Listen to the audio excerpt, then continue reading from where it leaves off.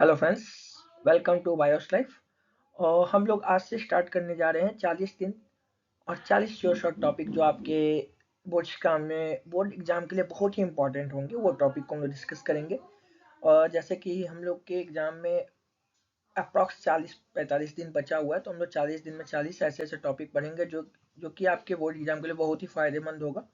और बहुत सारे बातों को यहाँ बताया जाएगा, कैसे लिखना है, कैसे उस क्वेश्चन को अप्रोच करना है, क्वेश्चन क्या हो सकते हैं, ये सब चीज़ अभी अभी भी देर नहीं हुई है। जो बच्चे तैयारी नहीं कर पाए हैं वो अभी से अगर इस वीडियो को देखें तो भी फायदेमंद होगा उनके लिए। आज का हम लोग का टॉपिक होगा, पहला टॉपिक पहले चैप्टर से माइक्रोस्पोरोजेनेसिस। और इसके टारगेट ऑडियंस होंगे हमारे सीबीएसई, आईसीएसई और बिहार बोर्ड के बच्चे, ठीक है, या अदर स्टेट बोर्ड के बच्चे। वो लोग कैसे क्या करते हैं, मैं आदित्य उपाध्याय स्टार्ट करता हूँ। माइक्रोस्पोरोजेनेसिस स्टार्ट करने से पहले हम लोग थोड़ा सा बात करते हैं कि फ्लावर के बारे में। फ्लावर, जैसा कि हम लोग जानते हैं कि रिप्रोडक्टिव ऑर्गन यही है हमारे प्लांट का, ठीक है।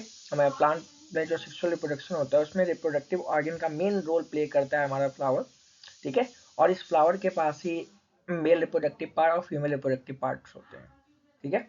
हो सकता है कि वो अलग अलग फ्लावर में दोनों हो सकता है एक ही फ्लावर में दोनों हो, ठीक है। तो अगर एक ही फ्लावर में दोनों तो उसको मोनोसियस फ्लावर कहते हैं, बाइसेक्सुअल फ्लावर कहते हैं। और अगर अलग अलग फ्लावर में हो तो वैसे फ्लावर को डाइसियस फ्लावर या फिर यूनिसेक्सुअल फ्लावर कहते हैं। हम इस फ्लावर के स्ट्रक्चर को देखते हैं क्योंकि बहुत बार एग्जाम में डायरेक्ट पूछा जा चुका है कि रिप्रोडक्टिव ऑर्गन का फिगर बनाने के लिए, फ्लावर का फिगर बनाने के लिए, तो उसके बारे में थोड़ा सा डील करते हैं कि एक फ्लावर में क्या होता है। तो सबसे पहले उसके पास जो स्टॉक होता है, ये जो स्टॉक है इसको हम लोग कहते हैं पेडिसल, स्टॉक ऑफ फ्लावर। अगर पेडिसल याद नहीं रहा तो स्टॉक ऑफ फ्लावर आप लिख सकते हैं। जहां पर सारे ऑर्गन बैठ रहे हैं, जहां पर सारे ऑर्गन यहाँ पर लैंड कर रहे हैं, इसको थैलमस कहते हैं, ठीक है। सारे पार्ट्स यहीं पे लैंडिंग करते हैं और ये थोड़ा स्वैलिंग टिप टाइप का स्ट्रक्चर होता है। इसके बाद अगर आते हैं तो कुछ ग्रीनी लीव्स लाइक स्ट्रक्चर होते हैं जिसको हम लोग सेपल कहते हैं। कुछ कलरफुल पार्ट्स होते हैं जिसको हम लोग पेटल कहते हैं। जो मेल पार्ट्स को डिनोट करता है, ये जैसे ये आपको दिख रहा है, ये मेल पार्ट आपका, ये जो हुआ, तो मेल पार्ट को जो डिनोट कर रहा है उसको हम लोग बोलते हैं स्टैमेन कलेक्टिवली, या फिर एंड्रोसियम बोलते हैं। एंड्रो जो है वो मेल के लिए रिप्रेजेंट करता है, ईसीएम मतलब होता है बॉडी। वैसे मेल बॉडी को रिप्रेजेंट कर रहा है, जिसमें होते क्या है, बाइलॉब्ड एंथर होते हैं और फिलामेंट होते हैं। फिलामेंट एक स्टॉक है। उसके बाद फीमेल पार्ट को जो रिप्रेजेंट करता है उसको पिस्टिल, कार्पेल, या फिर उसको हम लोग गाइनोसियम भी बोलते हैं। गाइनोसियम वर्ड जो है गाइनी से आया है, गाइनी मतलब ही होता है फीमेल, ईसीएम मतलब बॉडी। फीमेल बॉडी के बारे में बात करेंगे, जिसमें सबसे ऊपर जो आपका रिसेप्टेकल होता है जहाँ पर एंथर अपना पॉलन ग्रेन को लैंड करता है, इस पोर्शन पे, जिसको हम लोग स्टिग्मा बोलते हैं। फिर एक ट्यूबुलर स्ट्रक्चर होते हैं जिसको हम लोग स्टाइल बोलते हैं।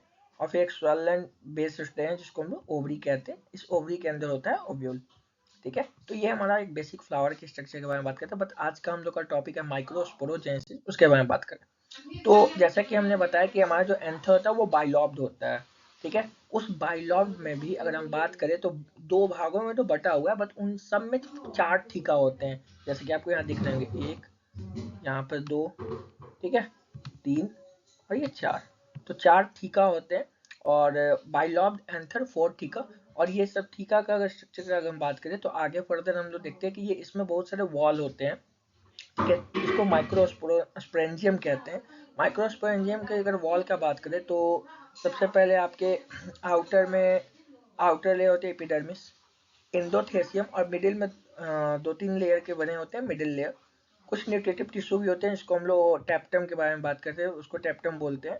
और टैप्टम के बारे में अगर हम थोड़ा सा भी बात करें तो ये जो होता है टैप्टम आपका मल्टी न्यूक्लिएटेड कंडीशन होता है, ठीक है, डेंस न्यूक्लियर होगा और ये न्यूट्रिशन प्रोवाइड करेगा, यानी इसको नर्स सेल की तरह भी हम लोग काउंट कर सकते हैं, ठीक है।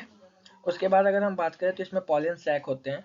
जो पॉलन सैक फर्दर यही आगे माइक्रोस्पोरोजेनेसिस के प्रोसेस में जाते हैं। ये माइक्रोस्पोरोजेनेसिस क्या है, तो formation of process of formation of microspore, microspore का बनना माइक्रोस्पोर मदर सेल या पॉलन मदर सेल के द्वारा, उसी को हम लोग, और वो वहां पर जो स्टेप होगा वो मियोसिस होगा, क्योंकि पॉलन मदर सेल जो होगा वो आपका डिप्लॉयड होता है। तो डिप्लॉयड से हैप्लॉयड जो बन रहा है उस प्रोसेस को हम लोग बोलते हैं माइक्रोस्पोरोजेनेसिस।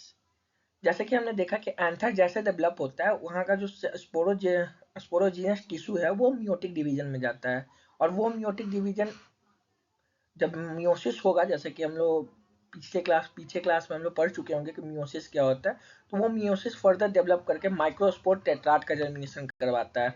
एक ओवरऑल एक आपको याद ये रखना है कि पीएमसी यानी पॉलन मदर सेल जो कि डिप्लॉयड है, उसमें मियोसिस होगा तो एक हैप्लॉइड माइक्रोस्पोर टेट्राड का फॉर्मेशन होगा, 4 माइक्रोस्पोर बनते हैं। ठीक है, अगर उसके बारे में बात करें तो ये है आपका स्ट्रक्चर। माइक्रोस्पोर टेट्राड बने, उसके बाद जो माइक्रोस्पोर टेट्राड बने तो उनके ये जो टेट्राड का स्ट्रक्चर यहाँ आपको दिख रहा है, 4 सेल हैं। इन 4 सेल में चारों सेल के पास एबिलिटी होगा कि ये एक एक सेल अपना फर्दर डेवलपमेंट करके पॉलन ग्रेन का फॉर्मेशन करवाएं। ठीक है, डिहाइड्रेट होते हैं और डिसोसिएट होके पॉलन ग्रेन का फॉर्मेशन करवाते हैं। ठीक है, सारे माइक्रोस्पोर अलग अलग पॉलन ग्रेन बनते हैं, और हर एक पॉलन ग्रेन में आपको याद होना चाहिए, आपको बता दूं कि एक वेजिटेटिव लार्ज वेजिटेटिव सेल और एक स्मॉल जनरेटिव सेल होता है। ठीक है, फर्दर जो जनरेटिव सेल और वेजिटेटिव सेल है वो आगे चल के जब प्लांट पे पॉलिनेशन होता है तो वहां पर 60% ऐसे प्लांट है जो कि 2 सेल स्टेज में ही जाके ट्रांसफर होते हैं। 2 सेल स्टेज मतलब कि एक वेजिटेटिव सेल होगा और एक जनरेटिव सेल होगा, बट वहां जाके फिर उनको जनरेटिव सेल में माइटोसिस होता है, और एक वेजिटेटिव और 2 जनरेटिव सेल यानी 2 जनरेटिव सेल वाले यानी 3 सेल स्टेज में वो आगे पॉलन ट्यूब का फॉर्मेशन करवाते हैं। बट 40% सेल क्या है कि वो पहले ही 40 जनरेटिव सेल बना लेते हैं, यानी 3 सेल स्टेज में आ जाते हैं और आगे फिर उनका पॉलिनेशन होता है। तो आपको 60-40 का कंसेप्ट याद रखना होगा। पॉलन ग्रेन के बारे में अगर हम बात करें तो पॉलन ग्रेन का कुछ स्ट्रक्चर के बारे में बात करते हैं।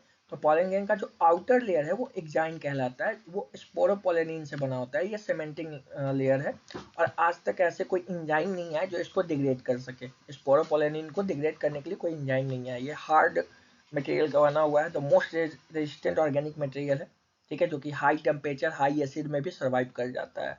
इंटाइन जो है वही इंटाइन एक थीन कंटिन्यूअस इनर लेयर है जो कि सेलुलोज और पैक्टीन से बना हुआ है, और आपको यहाँ पर दिखेगा कुछ जर्म पोर। जर्म पोर क्या है कि वहीं से एग्जाइन जो है वो स्पोरोपोलेनिन जो है, जहाँ पे स्पोरोपोलेनिन एब्सेंट होगा वहाँ पे जर्म पोर, जैसे आप चना देखे होंगे तो चना के ऊपर वाले पार्ट से ही आपको दिखता है कि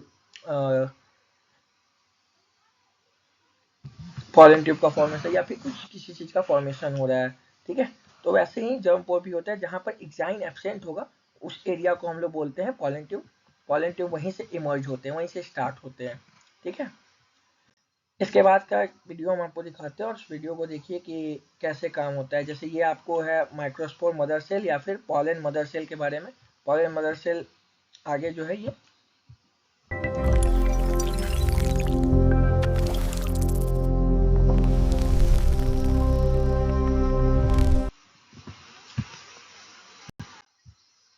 जैसे ये पॉलन मदर सेल है, पॉलन मदर सेल फिर फर्दर ये डेविएट हुआ तो 4 माइक्रोस्पोर टेट्राड, और माइक्रोस्पोर टेट्राड में हर एक टेट्राड जो है वो पॉलन ग्रेन बनाते हैं। पॉलन ग्रेन में आपको एक जाइन दिख रहा है, वेजिटेटिव सेल दिख रहा है और जेनरेटिव सेल दिख रहा है। जेनरेटिव सेल में ये एक जेनरेटिव सेल एक जेनरेटिव सेल। ठीक है, इस स्टेज में काम होता है। तो आज के लिए इतना ही, धन्यवाद।